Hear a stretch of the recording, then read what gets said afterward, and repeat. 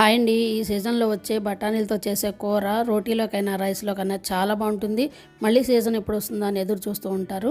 ఒక గిన్నెలోకి బఠానీలు 1 కప్పు తీసుకొని దాంట్లోకి తరిగిన 1 ఉల్లిపాయ, 2 పచ్చిమిరపకాయలు, 1 టమాటా వేసుకోవాలి. చిటికెడు పసుపు, కొంచెం ఉప్పు కూడా వేసుకొని 1 గ్లాస్ నీళ్లు పోసుకొని ఉడకబెట్టుకోవాలి. బఠానీ ఉడికిన తర్వాత వాటిని మెత్తగా మ్యాష్ చేసి పెట్టుకోవాలి. వేరొక గిన్నెలో 2 టేబుల్ స్పూన్ల ఆయిల్ వేసుకొని ఆయిల్ వేడెక్కాక 1 బిర్యానీ ఆకు, 1 అర స్పూను షాజీరా, 1 చిన్న చెక్క ముక్క వేసుకోవాలి. అవి కొంచెం వేగిన తర్వాత అల్లం తరుగు, వెల్లుల్లి తరుగు 1 స్పూన్ వేసుకోవాలి. తర్వాత 1 ఎండుమిర్చి, కరివేపాకు కూడా వేసుకున్న తర్వాత తరిగిన 1 ఉల్లిపాయ, 1 టమాటా వేసుకోవాలి. అవి కొంచెం మగ్గిన తర్వాత చిటికెడు పసుపు, 1 స్పూను ఉప్పు, 1 అర స్పూను కారము, 1 అర స్పూను జీలకర్ర పొడి వేసుకొని కొంచెం వేగిన తర్వాత ముందుగా మనం మ్యాష్ చేసి పెట్టుకున్న బఠానీ కూడా ఇందులో వేసేసుకొని 1 నిమిషం తిప్పిన తర్వాత మూత పెట్టి 2 నిమిషాలు ఉడికించుకుంటే చాలు.